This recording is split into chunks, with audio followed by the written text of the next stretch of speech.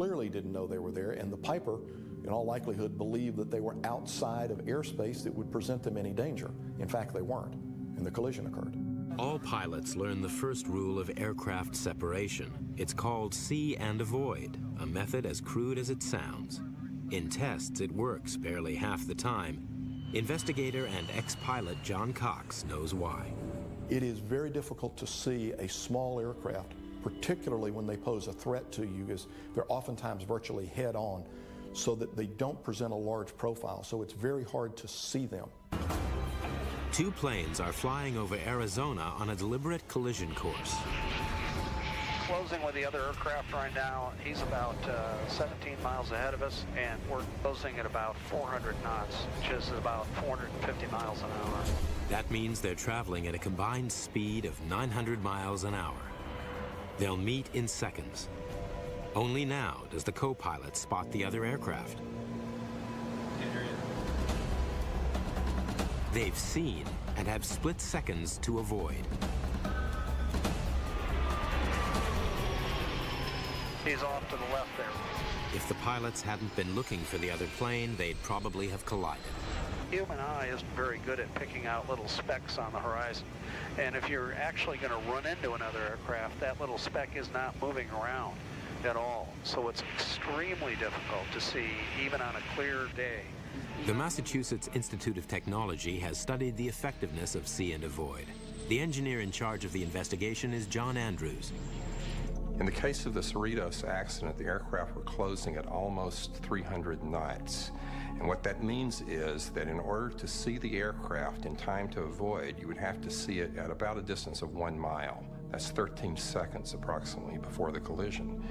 At a distance of 1 mile, the Piper aircraft, the smaller aircraft, was the same size as a U.S. 1-cent coin at 40 feet.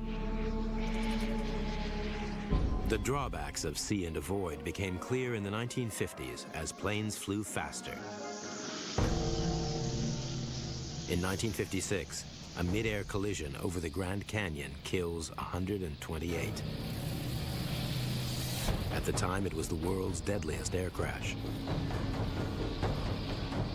Research begins on the holy grail of air safety, a collision avoidance system.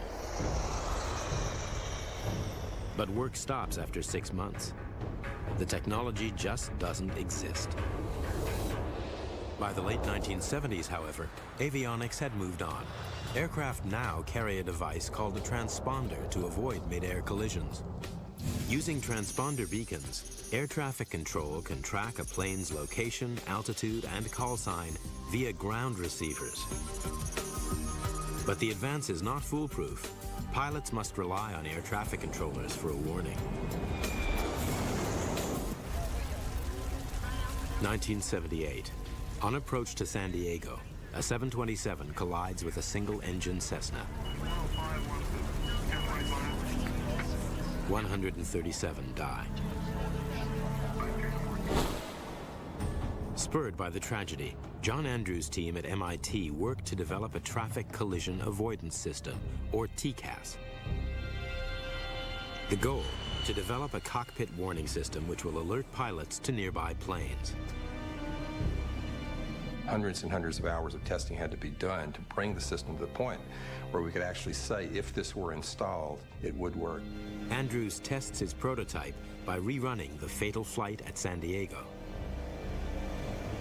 We equipped a 727 and a small aircraft, exactly the same type aircraft that collided, and flew them with TCAS equipment on board to test and see whether or not the electronic part of the system was good enough to have prevented that accident.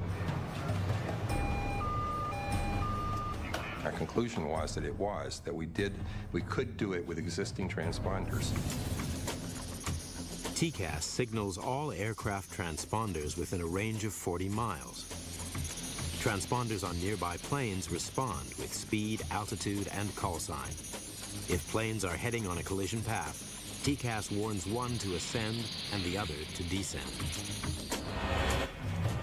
Finally, the solution. But at $60,000 each, it's an expensive fix. For a while, there was obviously reluctance to spend all the money it would require to equip commercial aircraft with TCAS. It was considered to be a fairly expensive piece of avionics. Then, the mid-air collision over Cerritos, a virtual rerun of the San Diego crash. And Cerritos was the key event that pushed the system from the laboratory and from the experimental flying into actual daily operational use. After Cerritos, the FAA makes TCAS mandatory on all large U.S. aircraft. In 1993, it was required on all planes carrying more than 30 passengers. Descend. Descend. Traffic. Traffic. Today, every plane entering U.S. airspace is required to have it. Aircraft that's plus 100. TCAS has literally saved numbers of airliners, including one that I was flying. We would have probably struck a small airplane over Central Florida had we not had TCAS warning.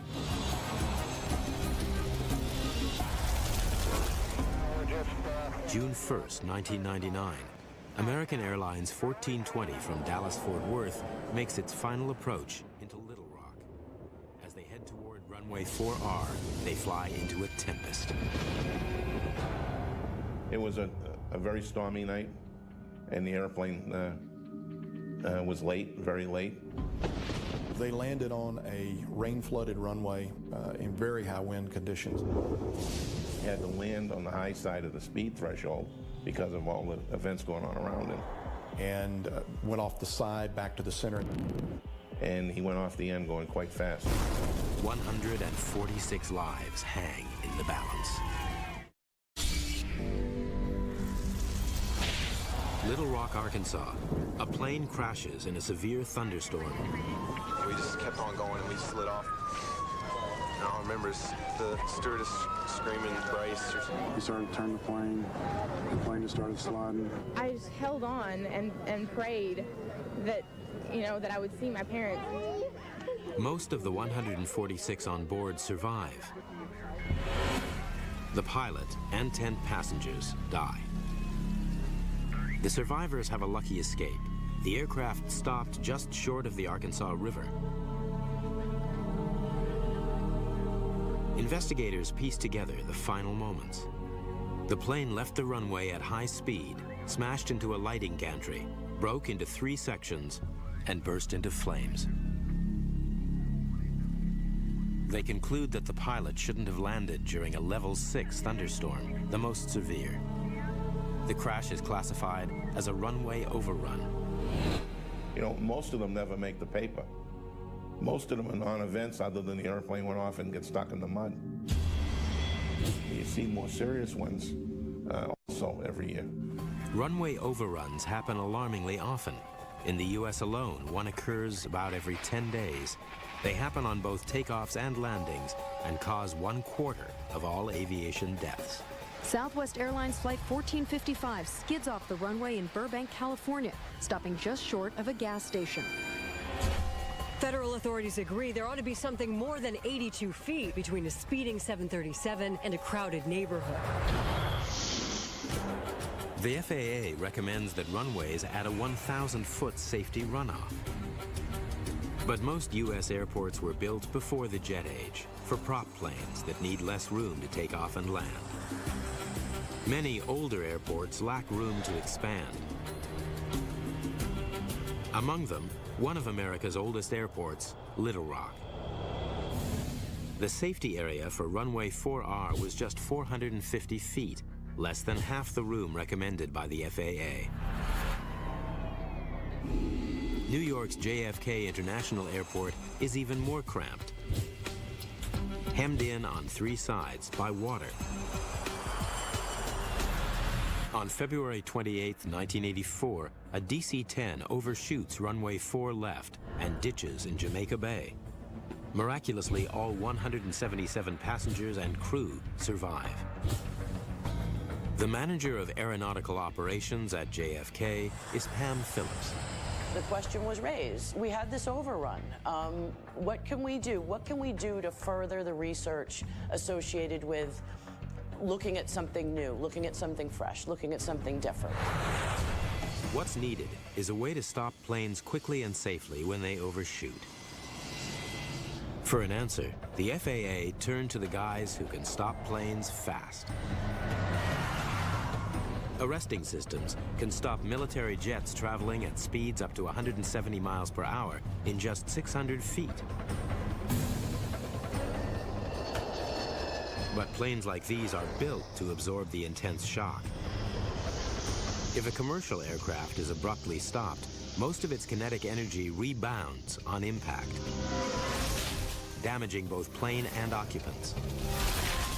What is needed is some sort of material that can absorb most of the energy of impact and bring the plane to a halt in a controlled manner. The FAA become particularly interested in something called phenolic foam. It's light, rigid, and crushable.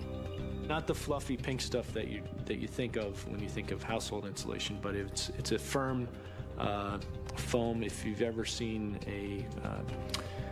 the things that florists use to poke flowers into. But this foam had a drawback. If there were an accident, there is potential for a fuel spill, and this material could soak up jet fuel and prolong a fire. It was a setback, but they didn't give up on foam. They turned to Foamcrete, a specialist concrete mixed with liquid soap, which in turn traps air bubbles in the mixture. It's tough, but much lighter than standard concrete because it's full of air and it doesn't burn. We really thought that we were onto something with this new cellular material. In essence, it's a strong material in some respects and a very weak material in other respects. Strong enough to withstand 115-mile-an-hour jet blasts and the extreme temperature range at many U.S. airports. Computer trials suggest it's also weak enough to give under the weight of an airplane. As Foamcrete crushes, it absorbs the forward energy of the undercarriage and slows the plane gradually. It's like trying to ride a bike through sand. It works in theory, but how about on the runway? The big day was back in May of 1996 when we had a 380-foot long, 40-foot wide bed built. We actually had borrowed an FAA Boeing 727.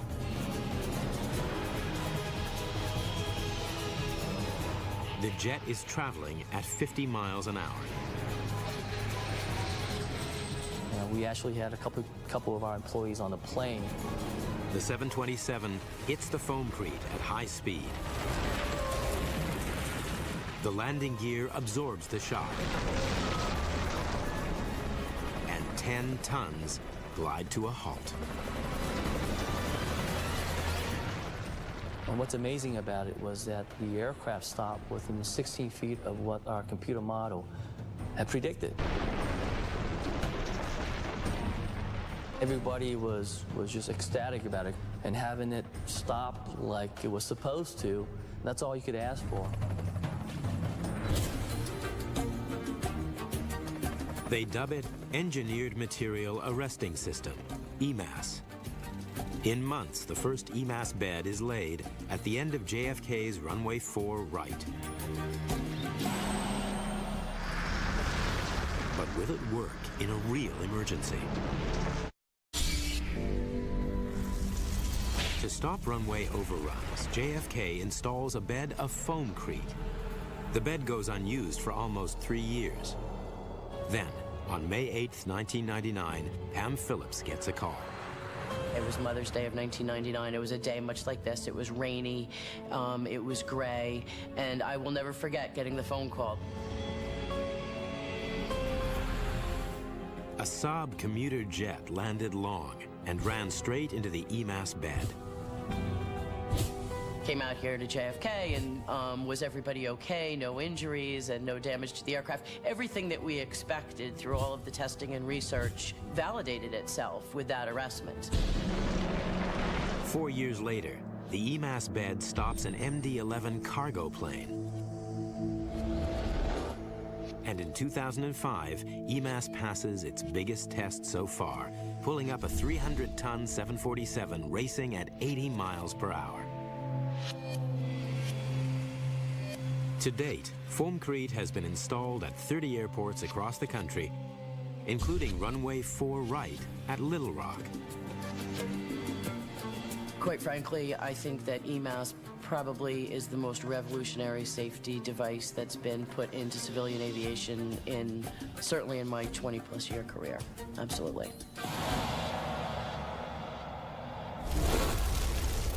September 2nd, 1998. Swiss Air 111, en route to Geneva from New York, heads north over Canada. It's flying at 33,000 feet with 229 people on board. Air traffic controller Bill Pickrell is coming to the end of his shift. About 10:15 local time, we were advised that there was a Swiss Air flight that was diverting into Halifax for a precautionary landing. Swiss Air 111 Heavy is declaring fan after smoke in the cockpit. Request immediate return. A pan means